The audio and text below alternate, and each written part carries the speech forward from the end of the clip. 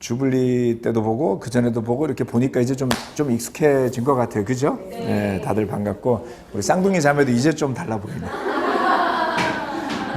뭐 1, 2년에 한 번 보면 이 사람이 저서 이렇게 자주 봐야지 알 수 있어요. 네, 반갑습니다. 또 우리 아들들도 이렇게 뭐 아들 딸들이 같이 앉아서 예배 드리는 것도 아주 특별합니다. 중학교 때 고등학교 때 예배에서 집중하는 거 상당히 어려워요. 네, 저는 이제 교회를 중학교 때부터 다녔는데 고등학교 때는 성가대를 했었거든요. 설교가 시작이 되면 갑자기 머리에 뭐 이렇게 번개가 번쩍 지나가요. 그때부터 졸리는 거예요. 그래서 그 옛날에는 에어컨이 없었잖아요. 여러분 80년대에 선풍기 돌아가던 시절에 성가대석에 이렇게 앉아가지고 가운을 입고 앉으니까 엄청 더워. 막 땀을 뻘뻘 흘리다가 깨면 예배가 끝나 있던 그런 추억이 있는데 아무튼 우리 아들들 딸들 봐서도 너무나 반갑습니다. 이 참 우리 김호 목사님 눈물을 흘리게 한 전자레인지가 저기예요. 감동의 전자레인지를 오늘 보게 돼서 너무 반갑습니다. 오늘 저는 주블리 때 했던 설교 말씀에 이어서 요한복음 4장 말씀으로 같이 나누도록 하겠습니다. 제목은 우리가 알지 못하는 주님의 양식입니다. 우리가 알지 못하는 주님의 양식. 네, 요한복음 4장 31절로부터 34절까지 말씀을 제가 읽도록 하겠습니다. 그러는 동안에 제자들이 예수께 랍비님 잡수십시오 하고 권하였다. 그러나 예수께서는 그들에게 말씀하시기를 나에게는 너희가 알지 못하는 먹을 양식이 있다 하셨다. 제자들은 누가 잡수실 것을 가져다 드렸을까 하고 서로 말하였다. 예수께서 그들에게 말씀하셨다. 나의 양식은 나를 보내신 분의 뜻을 행하고 그분의 일을 이루는 것이다. 이 수가마을에 예수님이 오셨을 때에 제자들은 마을로 음식을 가지러 갔어요. 바로. 그리고서 이 사마리아 여인과 예수님의 대화가 쭉 이어지다가 이제 제자들이 돌아왔어요. 돌아왔는데 제자들이 이제 음식을 가지고 왔죠. 가지고 와서 예수님한테 랍비님 잡수십시오 이렇게 권했더니 예수님이 좀 생뚱맞은 답을 하셨어요. 그렇죠? 나는 너희가 알지 못하는 먹을 양식이 있다 이렇게 말씀하셨죠. 누가 그렇게 말하면 되게 얄밉지 않아요? 마을까지 가가지고 음식 구하느라고 되게 고생하고 왔더니 고맙다는 게 아니고 너희가 알지 못하는 먹을 양식이 있다. 이렇게 말씀을 하셨죠. 제자들이 의아해졌어요. 분명히 예수님은 4장 6절 말씀에 보면 길을 가다가 피로하셔서 우물가에 앉았다고 그랬거든요. 그 마을에 오셨을 때 예수님은 지쳐 있었단 말이에요. 피곤했고. 그래서 제자들이 마을로 음식을 구하러 갔던 거예요. 그런데 돌아와서 보니까 지친 예수님이 아니야. 뭔가 생기가 돌고 있고 힘이 있고 여유가 있어 보이더라는 거죠. 그렇죠? 그래서 제자들은 그런 주님의 모습을 보고 당황했어요. 첫 번째는 주님의 양식, 우리의 양식입니다. 지치고 힘들 때 여러분은 무엇을 하십니까? 저는 사실 당 떨어진다라는 표현을 잘 몰랐어요. 젊을 때는 에너지가 늘상 넘쳤기 때문에 단 걸 먹으면 힘이 난다. 늘 힘이 있으니까 그런 의미를 잘 몰랐던 거죠. 이젠 좀 알 것 같아요. 그렇죠? 지치면 힘들 때 단 거가 땡긴다. 그러시지들 않아요? 맞아요. 저는 정말 그런 걸 모르고 살다가 이제 나이가 드니까 멍해지는 거예요. 지치면. 그때 뭔가 먹어야지 힘이 나잖아요. 그렇죠? 단 거 우리 와이프 되게 좋아하거든요. 그래서 늘 물어보면 뭐 갖고 있어. 저는 그걸 갖고 다니는 버릇이 없었거든요. 늘 단 거를 갖고 있죠. 우리가 지치고 힘들 때 선택은 단 거를 찾는 거예요. 먹을 거 찾는 거죠. 그런데 주님의 선택은 복음을 전하는 거였습니다. 생명을 전하는 거였죠. 주님의 선택은 생수를 나누는 것이었습니다. 그리고 주님은 그걸 통해서 힘을 얻으셨다라는 거예요. 먹을 것이 풍부하다고, 생활이 윤택하다고 힘이 나는 것은 아니죠. 야, 소주가 8잔 나오는 걸 제가 오늘 처음 알았고요. 네. 한 잔이 500원 하는 것도 제가 오늘 처음 알았습니다. 얼마나 아끼면 그 진짜 한 방울 한 방울의 피 같은 거잖아요. 그렇죠? 예, 500원이 없는 건 아닐 텐데 그게 되게 아까운 거죠. 이해가 됩니다. 이게 생활이 윤택해졌다고 해서 힘이 나는 것은 아니지 않은가. 먹을 것이 풍부해졌다고 해서 사람들이 여유가 있는가? 그렇지 않다는 겁니다. 이게 그 검색하시면 나오는 것들인데요. 2021년 우리나라 비만의 유병률이 38.4%라고 하는데 2012년도부터 시작해서 2021년까지 10년간에 걸쳐서 우리나라 성인 남성들과 여성들 전반적으로 다 그렇습니다. 특히 남성들의 비만율이 49.2%까지 올라갔어요. 10년 사이에 우리나라는 선진국이 되기도 했지만 다른 것도 얻게 됐죠. 뭡니까? 비만도 얻게 되었다라는 겁니다. 그렇게 얻은 비만을 통해서 사람들이 병을 더 가지게 되었다라는 거죠. 네. 심지어 그것만 성장했느냐? 아닙니다. 우울증도 지난 20년간 꾸준히 성장하고 있습니다. 20, 30년 전에 우울증 뭔지 모르셨잖아요? 네. 지금은 이제 우울증은 아주 흔한 병이자 증상이 돼요. 조금만 우울하면 다 우울증이래요. 아니에요, 여러분. 잠깐 기분 나쁜 거 갖고 우울증이라고 그러시면 안 돼요. 네. 나라가 점점 더 부유해지고 수입도 늘어가는데 최저임금도 올라가는데 사람들은 병들어가고 육신이 병들어가고 정신적으로 더 힘들어졌습니다. 피폐해진 거죠. 저는 최근에 우리 일산교회 형제자매들 많이 겪으신 어려움들이 있는데 그러한 것들이 교회 내에 벌어지는 문제들이 세상의 문제와 무관하다고 생각하지 않습니다. 영성이 떨어지면요 그냥 비슷해지는 거예요. 세상살이 힘들어진 거죠. 이상하네. 수입이 늘었는데 먹을 게 있는데 우리 양식은 는 것 같은데 마음은 더 가난해졌죠. 왜요? 집착하기 때문이죠. 네. 사실 다시 그 말씀을 좀 인용해서 미안하지만 500원은 큰 돈이 아니잖아요. 그거 버릴 수도 있어야 되는데 그거 왜 아까워하는 거죠? 집착하는 거거든요. 양식이 없는 게 아니거든요. 먹고 살 수 있거든요. 불안하거든요. 자녀들을 키우면서 우리 자녀들에게 있어서 가장 큰 숙제가 뭔지 아세요? 불안함이에요. 미래에 대해서 불안해요. 우리 아들들 클 때 늘 그랬어요. 제가 그랬어요. 너는 선진국에서 태어나서 모든 혜택을 다 받고 자랐고 앞으로도 굶을 걱정이 없는데 왜 걱정하느냐. 네 할 일이나 성실 열심히 해라. 하나님이 너한테 먹고 살 걸 다 주셨다. 네. 근데 부모가 같이 불안하면 그 집안은 난리가 나는 거죠. 애도 불안하고 부모도 불안하고 믿음이 없으면 그렇게 되는 겁니다. 여러분이 추구하는 양식이 뭡니까? 자기의 양식을 추구하면 그 양식을 살 돈이 있어도 아깝고 모자르고 불안한 것이죠. 주님의 양식은 너희가 알지 못하는 양식이라고 그랬어요. 지난주에 우리 잠실교회 여기 이 형제가 와서 설교를 했습니다. 나고야 교회에 있는 조영민 형제라고 하는데요. 그 형제 삶은 유튜브로 아마 설교를 보신 분도 있겠지만 이 사진은 뭐냐면 본인이 고아원에 있을 때 사진이에요.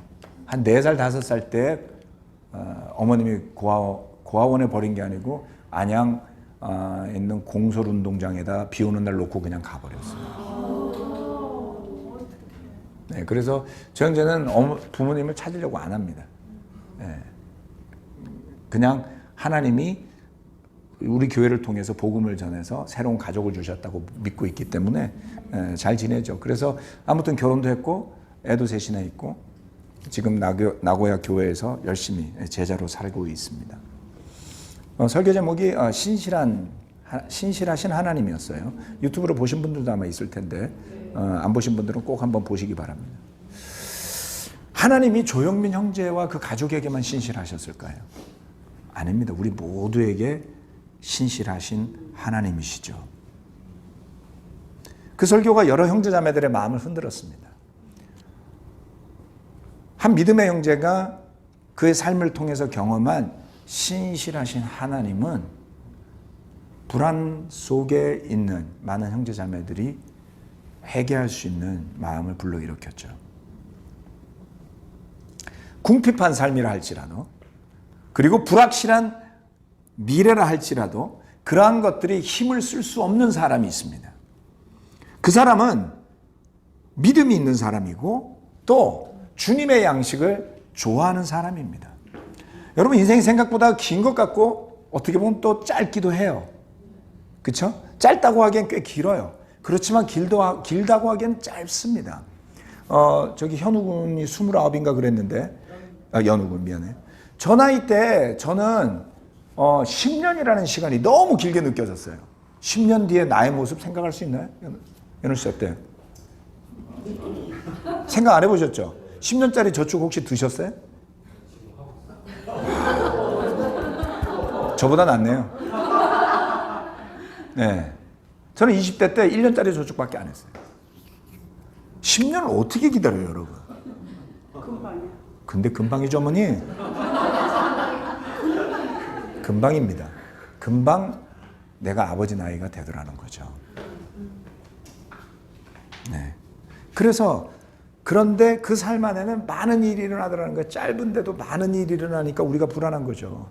믿음이 없이 살면 그 많은 일들 가운데 어느 하나에 부딪혔을 때 넘어지고 깨어지고 일어나기 힘들다라는 겁니다. 그러나 여러분, 특별히 복음을 받아들여서 예수님을 주님으로 삼은 여러분 모두에게는 상황이 어렵고 힘들지만 믿음 때문에 감사했던 때, 그렇죠? 가진 것이 많아서도 아니고 이룬 것이 있었던 것도 아니지만 예수님의 제자가 된 것이 감사해서, 그리고 복음을 전하는 것이 너무나 기뻤던 순간들이 있지 않습니까? 그때 그 순간 우리는 부지불식간에 하나님의 뜻을 행하고 그 일을 이루고 있었기 때문에 배고프지 않았고 불행하지 않았고 우울하지 않은 것이죠. 긴 여정에 지쳐 있었지만 예수님은 우물가의 여인에게 복음을 전합니다. 그리고 그 마을을 변화시켰을 때 예수님은 힘을 얻으셨어요. 어느덧 여행에 지친 예수님이 아니라 제자들이 봤을 때 도대체 누가 음식을 갖다 드린 거야? 라고 생각할 정도로 생기가 넘치는 모습을 보여주셨던 것이죠. 지금 우리에게 필요한 것은 바로 이것입니다. 더 부자가 되는 것이 아니고, 물론 그것도 나쁘지 않아요. 하실 수 있으면 되세요. 하지만 하나님의 뜻을 행하는 것이죠. 그리고 하나님의 일을 이루는 것이죠. 놀랍잖아요? 네. 여러분이 어떤 것을 할 때 자존감을 얻겠냐라는 거예요. 열심히 노력해서 성공하면 더 불안해지는 거 아세요? 성공을 안 해봐서 모르시겠고 그런 눈빛이 싹 느껴지네. 근데 공부 잘하는 사람들을 예로 들어 늘 불안해요. 왜요? 자기보다 더 잘하는 사람 어디 있잖아요. 그렇죠? 우울증은 대체로 머리가 빨리 돌아가는 사람한테 더 많이 생깁니다. 왜요? 아무리 해도 늘 앞에 있고요. 그리고 잠깐 놀면 너무 뒤로 처지거든요. 제가 고등학교 2학년 때 갑자기 가을에 바람이 들어가지고 학교에 뭐 축제도 댕기고 좀 이랬어요. 제가 서울고를 나왔는데 서울고는 가을에 축제를 하거든요. 서울고만 하는 게 아니에요. 근처에 다른 고등학교들도 막 축제를 합니다. 그 대학교 축제도 하잖아요. 그래서 막 그런 데 놀러 다녔어요. 그리고 막 미팅도 했어요. 구반포에 가면 그 카페 막 있고 그랬거든요. 구반포 거리 아시죠? 세화여고 앞에. 네, 거기서 막 미팅도 하고 한 3개월 그렇게 놀았더니 등수가 곱하기 2. 여러분 등수 곱하기 2면은 충격이잖아요. 그렇죠? 그걸 다시 따라잡는데 아주 죽는 줄 알았어요. 제가 그래서 울면서 공부를 한 적이 있습니다.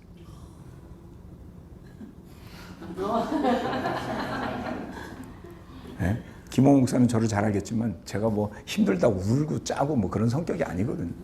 너무 힘들었어요. 그게 두려운 거예요. 잠시 한숨 돌리면 미끄러질 것 같으니까. 아둥바둥해서 지금 버티고 있는 상태, 올라간들 아무것도 약속되지 않습니다. 그것은 학교를 들어가고 졸업을 하고 자기 일을 하면서도 지속이 돼요. 다들 알다시피 저는 군인이었거든요. 보고서를 쓰면 죽겠는 거예요. 중2 때 제가 참모부에서 근무를 했는데 국방부하고 서류를 주고받았어야 돼요. 굉장히 높은 사람들하고. 너무 큰 역할을 맡았어요. 보고서를 쓰는데 밤에 잠이 안 와요. 잘 수가 없어요. 잘 써야 되니까. 그리고 기한 내에 내질 못했습니다. 왜요? 너무 잘 쓰고 싶어서. 그리고서 서류를 책상 속에 넣어놓고 전화만 오면 깜짝깜짝 놀라는 거예요. 그거 재촉하는 전화할까 봐. 제자가 됐습니다. 목적이 바뀌었어요. 하나님의 뜻을 행하는 건 바이블 가야죠. 그렇죠? 빨리 퇴근해야 되잖아요. 보고서 막 대충 써요. 너무 잘 써져. 이게 어떻게 된 일이죠? 이렇게 쓰면 되는 거를 내가 왜 그걸 못 써가지고 늦게 내고 마음 졸여하고 잠 못 자고. 제자로 살기 시작하니까 세상 일이 너무 쉬워졌어요. 아멘. 아, 어머님 정말 맞습니다. 쉬워졌습니다. 아, 이런 거였구나. 우선순위가 바뀌니까. 네. 물론 제가 늘상 그러기만 했던 것은 아닙니다. 하지만 기억할 만한 순간들이 있어요. 그것만 있었던 게 아닙니다. 여러 가지 오늘 다 나누지 못하겠지만 제 삶에 있었던, 내가 세상을 대할 때, 믿음으로 대할 때 그것이 얼마나 다르게 느껴졌었는지. 무엇을 양식으로 삼으시겠습니까? 여러분의 양식, 주님의 양식이 되어야 됩니다. 두 번째, 수고자 하는 것을 거두는 기적입니다. 이것은 약간 역설적인데요. 오늘 조금 주의를 기울여서 말씀에 집중해 주시기 바랍니다. 요한복음 4장 35절로 39절 말씀. 너희는 넉 달이 지나야 추수 때가 된다고 하지 않느냐? 그러나 나는 너희에게 말한다. 눈을 들어서 밭을 보아라. 이미 곡식 익어서 거둘 때가 되었다. 추수하는 사람은 품삯을 받으며 영생에 이르는 열매를 거두어 드린다. 그리하면 씨를 뿌리는 사람과 추수하는 사람이 함께 기뻐할 것이다. 그러므로 한 사람은 심고 한 사람은 거둔다는 말이 옳다. 나는 너희를 보내서 너희가 수고하지 않은 것을 거두게 하였다. 수고는 남들이 하였는데 너희는 그들의 수고의 결실에 참여하게 된 것이다. 그 동네에서 많은 사마리아 사람이 예수를 믿게 되었다. 그것은 그 여자가 자기가 한 일을 예수께서 다 알아맞히셨다고 증언하였기 때문이다. 이게 내용이 좀 막 여러 가지가 뒤섞여 있어서 초점을 맞추기가 조금 어려워요. 자, 오늘은 다른 것 말고 수고하지 않은 것을 거두는 기적에 초점을 맞춰 봅시다. 예수님이 왜 넉 달이 지나야 추수할 때가 된다라고 하느냐라고 질문했어요. 그래서 주석들을 찾아보면 이때가 아직은 추수 때가 아니었다라는 거죠. 여러분 지금 추수 때인가요, 우리나라? 아니죠. 추수하려면 아직 한 달은 더 있어야 되죠. 두 달 더. 어머님 더 정확하게 아시네. 자, 2달은 있어야 추수를 할 수 있어. 그런데 왜 그렇게 말하냐고 따지는 거예요. 달력을 보면 이스라엘 사람들은 농사를 지었기 때문에 우리나라로 치면 음력 달력을 썼어요. 농사 짓는 데는 다 그렇습니다. 농사 안 잡아서 우리는 잘 모르지만 왜 그렇게 생각하느냐? 때가 안 왔으니까요. 그런데 예수님이 뭐라 했냐면 그렇게 생각하지 말라는 거예요. 넉 달 기다려야 된다고 생각하지 말라고. 눈을 들어서 밭을 좀 보라는 거예요. 근데 제가 굉장히 엉뚱한 생각이 문득 들었습니다. 혹시 제자들이 수수하는 게 싫었던 것은 아닐까? 네? 일하기 싫은 사람, 공부하기 싫은 사람 뭐라 그래요? 밥 먹고 할게요. 이따 저녁 때 할게요. 내일 할게요. 제가 와이프가 설거지 하라면 알았어. 좀 이따 할게. 늘 안 한다는 소리는 절대로 안 해요. 그리고 나중에 까먹어요. 그죠? 한다 그러고 안 하는 남편들, 같이 살아주는 부인들 놀랍습니다. 네. 혹시라도 제자들이 믿음의 추수를 하는 것을 두려워하거나 일하는 것을 귀찮아하거나 했던 것은 아닐까요? 뭔가 예수님은 제자들의 주의를 환기시키고 싶었던 것 같아요. 눈을 들어보라는 거죠.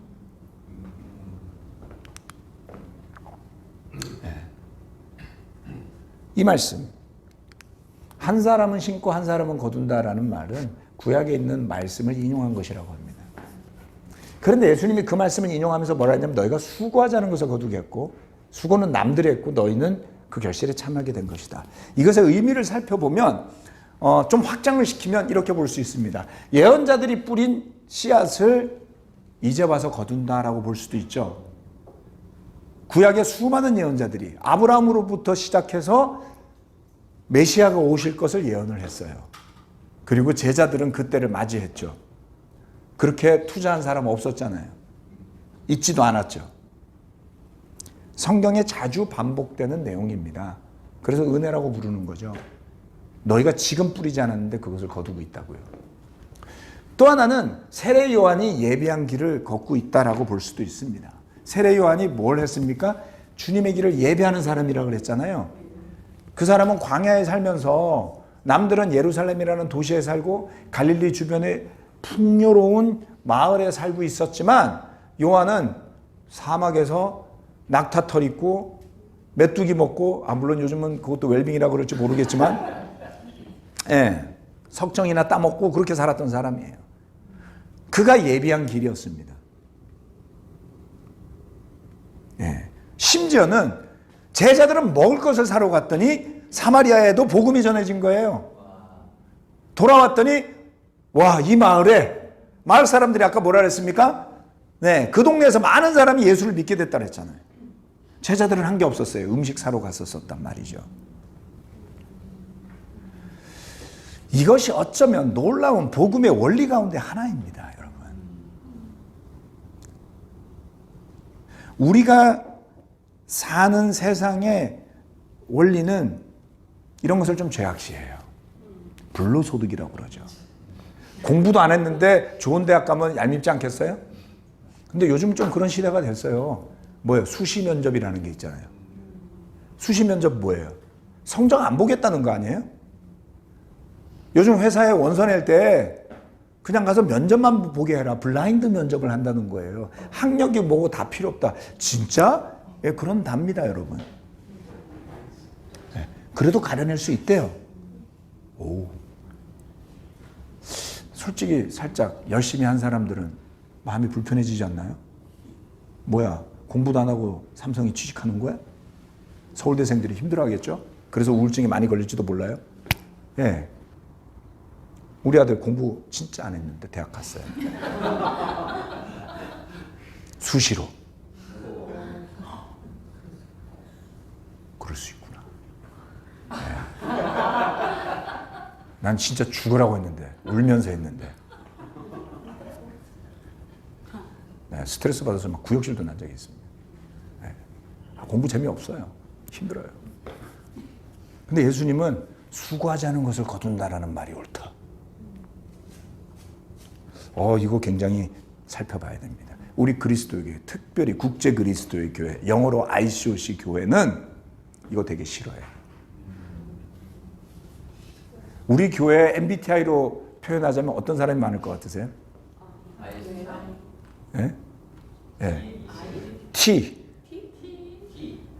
T, J 많아요. 뭐 T, J 그럼 뭐냐면 일, 뭐 이런 거잖아요. 그죠? J는 뭐죠? 판단하는 거잖아요. 그 P는 약간 그 직관적이고 퍼셉션 이런 거잖아요. 그렇죠? 그런 사람 우리 교회에서 되게 힘들어요, 다. 예. 그런 분들은 다 지금 어디 있어요.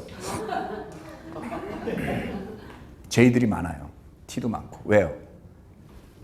전도, 세례, 성장 이런 거를 많이 강조했던 교회였던 겁니다.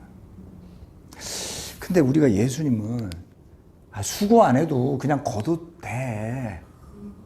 은혜가 있단 말이에요. 예? 그러니까 은혜가 없으니까 막 판단만 하니까 나중에 어떻게 돼요? 예. 은혜를 어느 시점에서 알아야 되는데 T와 J로 열심히 해가지고 그것만 남으면 나중에 또 어떻게 돼요? 은혜가 안 들어가면 열심히 판단하는 죄를 짓는 겁니다. 여러분 계속 그러시면 천국 가기 힘들어요. 자, 여러분은 수고해서 제자 됐습니까? 우리 모두는 한국에 그리스도의 교회를 세우기 위해서 수고하고 헌신했던 미국 교회 제자들이 뿌린 씨앗 때문에 이 교회라는 열매를 거두게 된 거죠. 여러분이 세웠습니까? 아니죠. 제가 세웠습니까? 아니죠. 그래서 저는 감사해야 된다는 겁니다. 물론 조금 기여했죠. 근데 그렇다고 내가 다 한 것처럼 하시면 실수하시는 거예요. 거저 거두게 된 사람들의 태도는 어때야 됩니까? 일상교회가 시작되고 이어가기 위해서 수고하고 애쓴 사람이 많아요. 물론 여러분들이 동참해서 수고했죠. 그렇지만 여러분이 다 했냐고요? 아니잖아요. 근데 그런 것처럼 생각하시면 실수합니다. 주의할 것은 우리가 거둔 것이 우리의 의가 되지 않도록 해야 한다는 것입니다. 비록 저나 여러분이 조금이나마 노력하고 애쓴 것이 있다 할지라도 목숨 바쳐 하나님의 말씀을 예언했던 구약의 예언자들이나 세례 요한과 예수님의 제자들의 희생과 헌신에 어떻게 비교되겠습니까? 제 마음속에 늘 간직하고 있는 감사함은 지금 이 자리에 없다 할지라도 저와 이 교회가 있도록 헌신해 주었던 모든 분들의 희생에 대한 것입니다. 마치 누군가는 일제치하에서 목숨을 걸고 독립운동을 하기도 했고요. 또 누군가는 대한민국의 자유를 짓밟고자 침략한 공산 세력에 맞서서 피 흘려서 이 나라를 지켜낸 거예요. 우리가 피 흘렸습니까? 아닙니다. 그렇지만 6.25 전쟁에서 300만 명이 죽었어요, 여러분. 어마어마하게 많은 피가 이 땅에 흘려졌습니다. 그리고 휴전선이 그어졌고 우리는 지금 이런 나라에 살고 있는 거예요.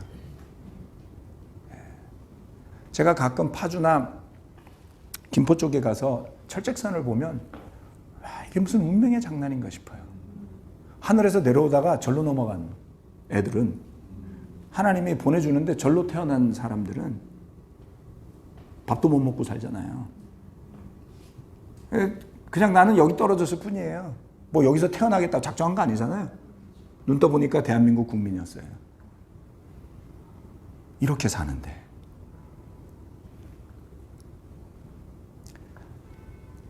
이 땅 위에 존재했던 선조들의 헌신의 터전 위에 이 나라가 서 있고 또 누군가 헌신해서 세워준 교회 덕에 내가 복음을 알게 되었고 그러한 감사함을 새기게 되는 거죠. 그날 제자들이 한 일은 아무것도 없었습니다. 예수님은 제자들을 야단치지 않았어요. 니들은 음식이나 구하러 돌아다녀 이렇게 하시지 않았어요. 예. 수가마을에 도착하자마자 제자들은 음식을 구하러 갔고 그리고 상당 부분 예수님 때문이었던 것 같아요. 그리고 우물가로 돌아왔더니 상황이 종료되었고 사람들은 기뻐하며 예수님을 믿고 받아들이고 있었습니다. 와, 너무 좋지 않아요? 휴가 갔다 왔더니 누가 세례 받았어요. 아멘. 뭐 나쁘냐고요. 네, 여러분 눈을 들어야 할 때가 됐습니다. 더 기다려야 한다. 넉 달이 남았다. 내년에 하겠다가 아니라 지금 그런데 예수님은 지금 하라고 그래 놓고 나서는 수고도 안 하는 것을 거둘 거라 그랬어요. 여러분 여기에 중요한 게 있습니다. 뭔지 아세요? 너희가 수고하지 않은 것을 거두게 하였다라는 것에 비밀이 하나 있어요. 여기 보시면 여기 한번 잘 보세요. 수고는 남들이 하였는데 너희는 그들의 수고의 결실에 참여하게 된 것이다. 이렇게 이야기를 했죠. 네, 같이 기뻐한단 말이에요. 수고에 같이 결실에 같이 참여했잖아요. 36절 말씀에 보면 자 보세요. 씨를 뿌리는 사람과 추수하는 사람이 함께 기뻐할 것이다. 왜요? 추수하는 사람은 품삯을 받으며 영생에 이르는 열매를 거두어 드린다. 씨 뿌린 사람이 고생했잖아요. 거두는 사람은 그냥 거둔다면서요. 근데 함께 기뻐한대요. 씨 뿌린 사람들이 야, 너 왜 불러서도 너 절로 가. 안 돼. 나만 먹을 거야. 이렇게 하지 않았다는 거예요. 수확하는 사람이 품삯을 받아 안 돼. 내 거야. 내가 했어. 우리가 이런 거에 찌들어 사는 거 아세요, 여러분? 되게 치졸하고 쪼잔하고 치사해요. 저도 그래요. 제가 달라서 이런 말씀 드리는 게 아닙니다. 그 멘탈리티에서 벗어나지 못하면 복음을 제대로 이해 못하는 거예요. 왜요? 여러분이 십자가에 매달리셨나요? 아니잖아요. 그런데 마치 자기가 이 교회를 구한 사람인 것처럼 굴면 정신 나간 거예요. 죄 짓습니다, 여러분. 그러지 마세요. 여러분은 거저 얻은 사람들이에요. 그러면 같이 기뻐하면 되잖아요. 주님이 일하시게 하는 거예요. 그래서 여러분이 수고 안 했지만 품삯도 받을 수 있습니다. 영생에 이르는 열매도 거둘 수 있습니다. 이 세상에서는 통용되지 않는 기이한 현상이 벌어져요. 아멘. 네, 그래서 여러분이 수고했고 남이 거두더라도 불쾌해하지 마세요. 축하해 주세요. 같이 기뻐하라고. 왜요? 같이 천국 갈 거니까요. 누가 뿌렸건 누가 거두건 결과는 같아요. 왜요? 잃어버린 영혼들이 구원받는 결과는 같잖아요. 그러면 그것이 기뻐해야 되지 않습니까? 어느 누구도 자기를 자랑하지 않아도 됩니다. 말씀드렸다시피 씨를 뿌린 사람이라 할지라도 본인이 그것의 주인임을 주장할 수 없기 때문이죠. 그래서 씨를 뿌린 사람이 스스로를 자랑하는 일이 일어나지 않아야 합니다. 저는 저와 함께 일하는 목회자들에게 종종 이런 이야기를 했고요. 어떤 사람은 안 들었고 어떤 사람은 들었을 거예요. 이 교회는 우리가 세운 교회가 아니라고요. 우리는 물려받은 교회를 이어서 하고 있다고요. 제가 동경에서 선교사로 6년을 있다 왔습니다. 지금 돌아보니까 참 잘했어. 고생도 했고. 여기 성빈이하고 뭐 이렇게 나중에 세례받고 온 사람들도 있잖아요. 잘못한 건 아니에요. 그런데 제가 절대 잊지 않는 게 하나 있습니다. 제가 했던 수고도 있겠죠. 하지만 그 동경교회가 없었다면 제가 할 수 있었을까요? 아니요. 프랭크 목사님 같은 걸출하고 탁월한 영적 지도자가 없었다면, 거기에 많은 일본인들이 없었다면, 협력해주는 국제부가 없었다면, 또 누군가가 먼저 수고해서 뿌려놨던 씨앗들이 없었다면 그 일을 할 수 있었을까? 저는 불가능했을 거라고 봅니다.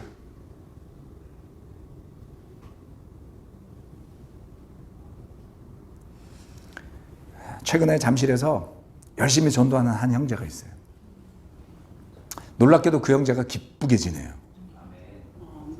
그리고 그 형제가 전도한 사람이 성경 공부를 할 수 있도록 다른 제자들에게 기쁜 마음으로 도움을 구한다는 거예요. 내가 할 거야. 이러지 않아요. 가끔 그런 사람도 저는 봤습니다. 터치하지 마. 내가 데리고 온 사람이야. 무서워. 무슨 영업 조직이에요? 근데 그때는 그냥 불안해서 그랬겠거니 생각을 했는데, 그걸 그냥 놔두면 안 됐던 거구나. 왜요? 이 교회가 당신 겁니까? 어떤 사람이 이 교회가 목사 거래요, 자꾸. 아니거든요. 목사 거 아닙니다. 여러분 것도 아닙니다. 주님의 교회죠. 예수님의 교회죠. 누군가가 제자가 되도록 함께 협력하는 것. 그래서 그 사마리아의 야곱의 우물에서 일어났던 기적 같은 일, 한 사람은 신고 한 사람은 거둔다 할지라도 다 함께 기뻐할 수 있는 영적인 상태까지 성장하는 일, 그 일을 우리가 염원해야 하는 겁니다. 그 일이 일어나야 합니다. 천국의 원리대로 누군가가 씨를 뿌리고 또 다른 누군가가 그것을 열매로 거둔다 할지라도 다 함께 기뻐하는 공동체로 거듭날 수 있다면 얼마나 기쁠까요? 아멘. 실제로 이런 일이 일어났었어요. 성경에서.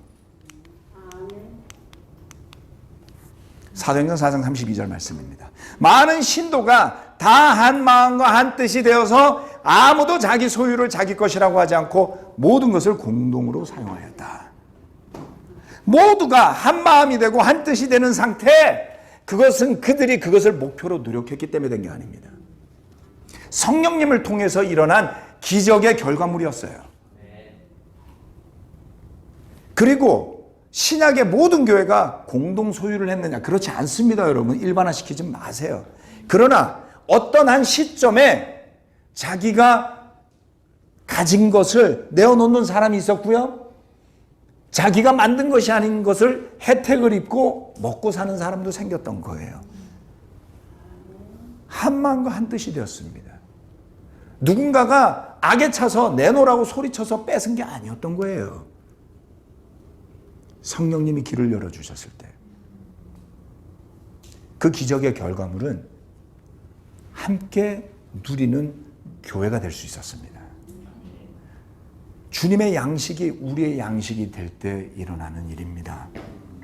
그리고 수고하지 않은 것을 거두는 기적이 주님의 능력으로 저와 여러분이 함께 할 수 있다면 잠실교회 굿뉴스도 여러분 굿뉴스가 되고 일상교회 굿뉴스도 잠실교회 굿뉴스가 되지 않겠습니까? 근데 되게 당연하게 생각했죠?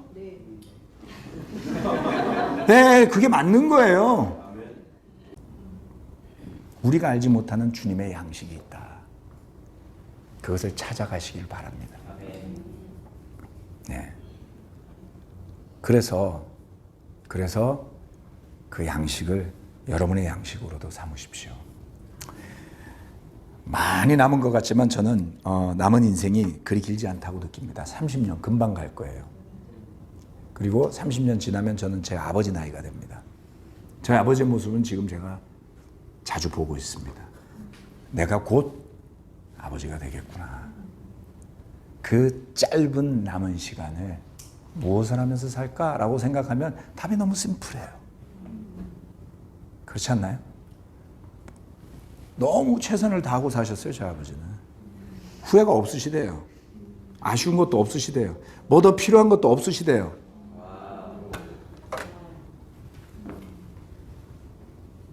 저도 그 나이가 되면 그렇게 되고 싶습니다. 많은 것이 필요하지 않고 이제 남은 여생을 건강하게 살다가 주님이 부르시면 떠날 때가 오죠. 그때 우리가 주님의 양식을 통해서 살았다라고 고백할 수 있으면 얼마나 좋을까요? 설교 말씀 마치겠습니다. 네.